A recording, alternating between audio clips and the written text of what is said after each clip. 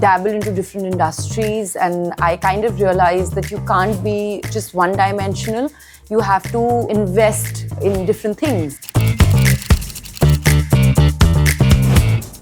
We've seen you as an actress, we've seen you in movies, we've seen you on television. How did you don the hat of an entrepreneur? What, at such a young, tender age, you realized that you wanted to be an entrepreneur and you wanted to do your own thing? I used to travel and sit with my little book and have coffee and croissant at a sidewalk cafe.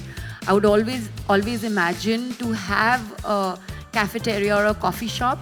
That did not happen, but I love Indian food. So if I am traveling for shoots, in 3 days, I'm always looking for Indian restaurants everywhere. So when this opportunity came along, and I have my husband and his best friends to thank for it. They own this company called the VRO, and when they presented the opportunity to me, and I jumped at it. I was like, oh my God, I have always wanted to have a restaurant that I can call my own. And also just the joy of, you know, when you eat great food, how you feel exactly the same when other people are eating the food that you serve at your restaurant, and you feel so happy and you feel so wholesome.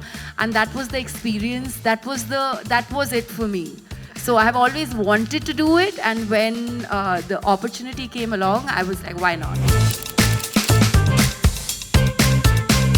How did Badmaash come to happen? I know you partnered with VRO, but I mean, you know, why Badmaash? Indian cuisine has so much potential, and you can do so much with it. For example, we were making, like, I love avocado and I love jhalmuri.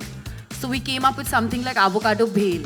Oh, nice. So yeah, so I just, it is something that, it was truly personal for me, honestly. It resonated with me. I have always wanted to have a restaurant, and I truly believe that we don't have as many good Indian restaurants, and especially in Bangalore and Mumbai. So it was a great opportunity. It was a great space to have something like Badmaash at that point of time, and which is why it happened.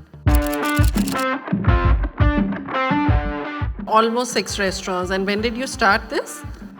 3 years? Oh, Yeah. guys, not bad. Come on, give it to her. It's not entirely me. I can't take the full credit. Like I said, it's the VRO. No, we always know there is a team behind the restaurant business. So Always. And your team members got to be better than you. They need to know more than you.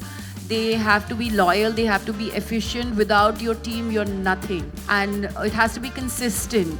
They have to be consistently loyal. I guess the food needs to taste the same every single day, because once the quality drops, I have realized that it's great to read great reviews one day, but it's not like our films. If you like make a bad film, and you won't get sued, you know. But if anybody falls sick or anybody has any problem with your food, it's a different story altogether. So you got to be very careful. So is there any particular aspect of restaurant business that you particularly enjoy, or do you like the whole paraphernalia? No, I like to sit on menus, and I like to sit how the restaurant is going to look like. So these the are my two interiors. favorite, yeah. And I like to make it very personal, so I don't eat dessert, I don't eat sweets. So they discovered a drink called Monilicious, which is dry, which is yummy, but it's not sweet. Wow. And it has done very well, so I feel very happy. Oh, it's nice. What a lovely name. Overall, before you decided to enter into the restaurant business, you know, did you get inspired by restaurants across the world? Did you see something in the restaurant world? One thing I realized when I've traveled, and I've traveled a lot, that every single place which is done well is very authentic and true to itself, and very unique. They have, it's original. They have only what they have to offer. I also like to have a balance. So what I'm doing right now as an actor, the work that I'm doing is also very, very important to me.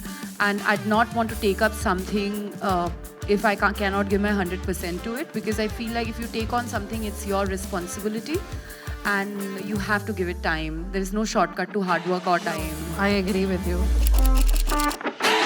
Let's talk a little more about your life in cinema. So Particularly, do you find synergies between cinema and a culinary journey? Of course, there are great synergies and energies between food and cinema. It's all about creating something fresh, something yummy, something that would, I'm talking in food language, something that would appeal to the taste, whether of the audience or the customers who are coming to your restaurant and eating. You'd always want a good reaction. You would always want it to do well. You would always, it's an experience that appeals to you in a very wholesome way. So when you see a good film, you end up going out of the theater feeling great, and you know, you're reeling in it. You're reeling in the story, you're reeling in the thought. In the same way, when you have good food in a restaurant, you come out saying, "Maza aa gaya. Kya khana khaya hai aaj?" So before we end it, I want to ask you, do you have a food song? Should I sing because it's a puja also? Absolutely, go on. ও আইরে ছুটে আয় পুজোর গন্ধ এসেছে ধাঙ্কুর বাতি বেজেছে গাছে শিউলি ফুটেছে কালো ভোমরা জুটেছে গাছে শিউলি ফুটেছে কালো ভোমরা জুটেছে আজ আকাশে আলরা জুটেছে টিড়িং টিড়িং Oh, this is beautiful. Come on, cheer her up. because guys. it's Come on. pujo also, Yeah, so yeah, Shubho yeah. Sharodiya. That was lovely. So is that your go-to song when you're eating good food? No, that's the song that plays in my head. Yeah, that's Otherwise, right. Lovely. Thank you so much, Moni. Thank This is you such so a much for wonderful having me here conversation, tonight. and Thank you. We really, really enjoyed this. So, guys, come on. Let's